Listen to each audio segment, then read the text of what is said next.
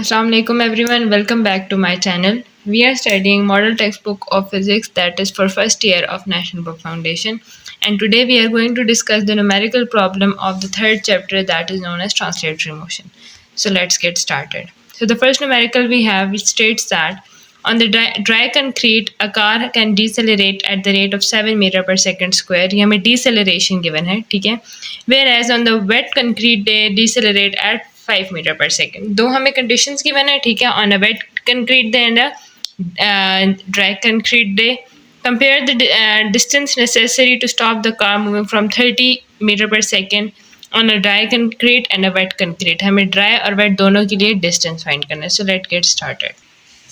So we are given with the deceleration, ठीक है, that is -7 हम उसको लिखेंगे मीटर पर सेकंड स्क्वायर, और ये हमें गिवन था किस पे, फर्स्ट है, और दूसरी डिसेलरेशन हमें गिवन है that is -5 metre per second square, और इनिशियल वेलोसिटी से जिससे वो मूव कर रहा है that is 30 metre per second.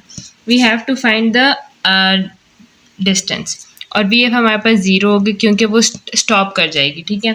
तो सबसे पहले हमने जो फाइंड करना है फॉर द ड्राई कंक्रीट, ठीक है, उसके लिए हम फॉर्मूला लगाएंगे that is second equation of motion 2as is equal to v f square minus v i का स्क्वायर, ठीक है.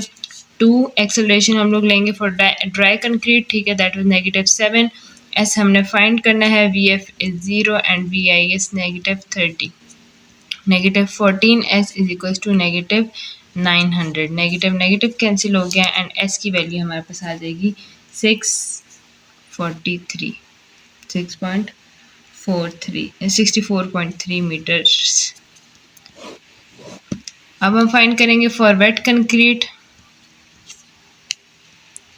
वेट कंक्रीट के लिए सेम फार्मूला यूज होगा, ठीक है, that is 2as is equal to v f square minus v i square, और 2a हमारे पास यहाँ पे हो जाएगा -5s we have to find, and same this becomes -10s is equals to -900.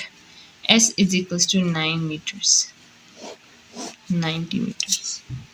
This is the answer जो कि हमें दो डिस्टेंस चाहिए थे. Second we have find the angle of projection of a projectile with the maximum height and corresponding equal range. Range और height जो है वो दोनों equal हैं, तो हमने maximum हमने angle of projection इसके लिए find करना है.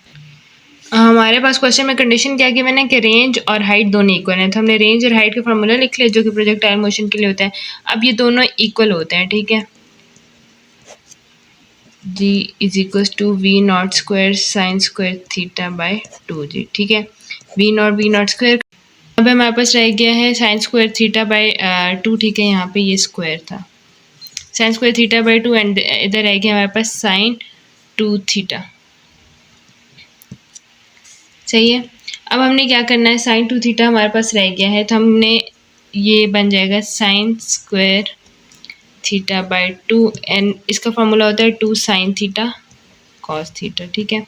तो ये कैंसिल हो गया, we are left with sine theta over ये 2 इधर जाके मल्टीप्लाई हो गया, 4 कॉस थीटा बन जाएगा. कॉस थीटा साइड पे आके डिवाइड कर देंगे, so sine theta by cos theta is equal to 4, ठीक है.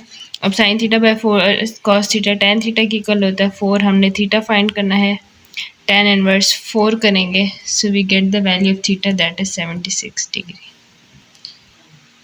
So the third numerical we have a jet plane comes in for a landing with the speed of 100 meter per second. Initial speed उसकी क्या थी हमारे पास 100 meter per second, and its acceleration can have maximum magnitude. कितना accelerate कर सकता है, maximum 5 meter per second, ठीक है, जब तक वो रेस्ट पे नहीं आता. तो हमने क्या फाइंड करना है, मिनिमम इंटरवल जो कि उसको चाहिए, एंड सेकेंडली हमने फाइंड करना है कि क्या वो जो है एक आइलैंड पे क्या कर सकते हैं, लैंड कर सकते हैं, that is of length 0.8 kilometre. तो उसके लिए हम लेंथ फाइंड करेंगे और देखेंगे कि क्या वो लैंड कर सकता है कि नहीं. So it has 2 part, so let's get start.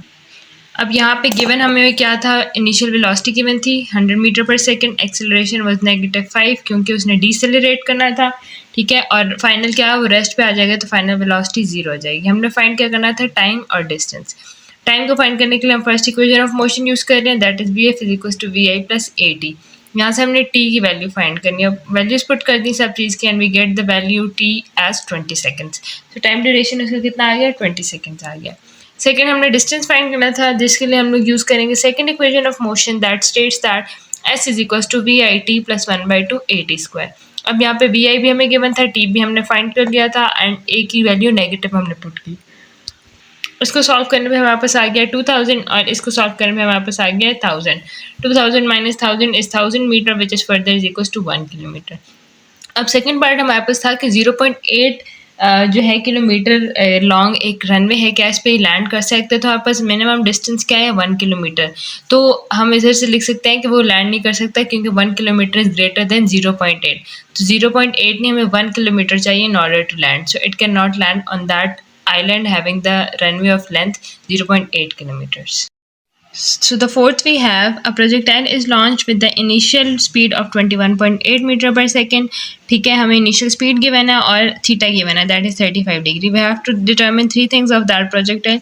First is time, second is height of the projectile, तीसरा उसकी horizontal displacement that is known as range.